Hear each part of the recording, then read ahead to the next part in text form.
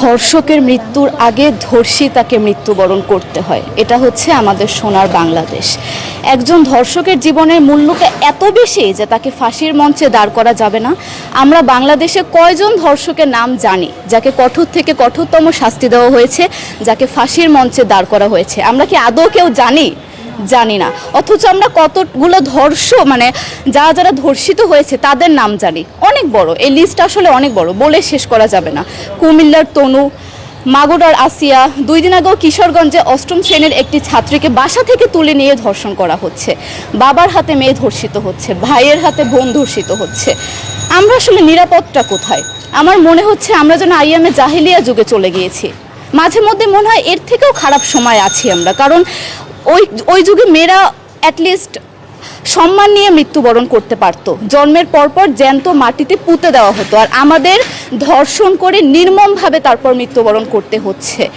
যদি সরকার আমাদের ওই নিরাপত্তা নাই দিতে পারে, তাহলে সরকারের কাছে আমাদের অনুরোধ, আমাদের জ্যান্ত মাটিতে পুঁতে দেখ। আমরা বেঁচে থাকতে চাই না, আমরা সম্মান নিয়ে মৃত্যুবরণ করতে চাই।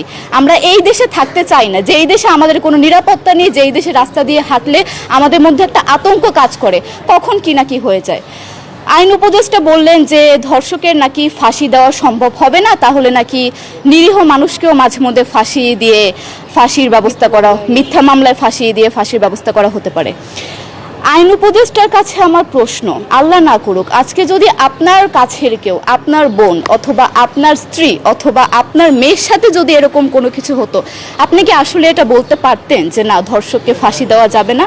কোনোদিনও পারতেন না। আপনি সবার আগে তার ফাঁসির ব্যবস্থা করতেন, সম্ভব হলে নিজের হাতে মেরে ফেলতেন। তাহলে আমাদের বেলায় কেন এত বৈষম্য? আমরা কি দোষ করেছি? আমরা কি নারী না? আমরাও তো কারো বোন, আমরাও তো কোনো বাবার সন্তান, আমাদেরও তো বেঁচে থাকার অধিকার আছে, তাই না?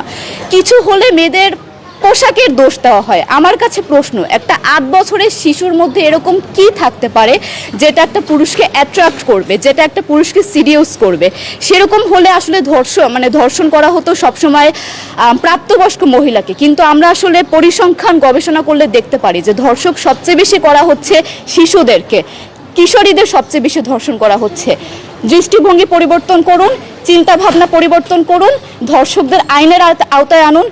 যদি আইন উপদেষ্টা অথবা প্রশাসন যদি ধর্ষকদের শাস্তির ব্যবস্থা না করতে পারে, আমাদের হাতে তুলে দেন, আমরা নিজেদের হাতে শাস্তি দিয়ে দিতে পারবো। এই সাহস আমাদের মধ্যে আছে। বেঁচে থাকার জন্য আমাদের যতটা কঠিন হতে হবে, আমরা কঠিন হওয়ার জন্য প্রস্তুত আছি। আমরা ফাঁসি চাই, ধর্ষকদের কঠোর থেকে কঠোরতম শাস্তি চাই।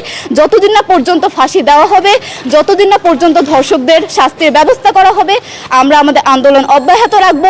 দরকার হলে আমরা শিক্ষা প্রতিষ্ঠান বন্ধ করে দিব, তবুও আমরা থামবো না। এটাই আমাদের দাবি।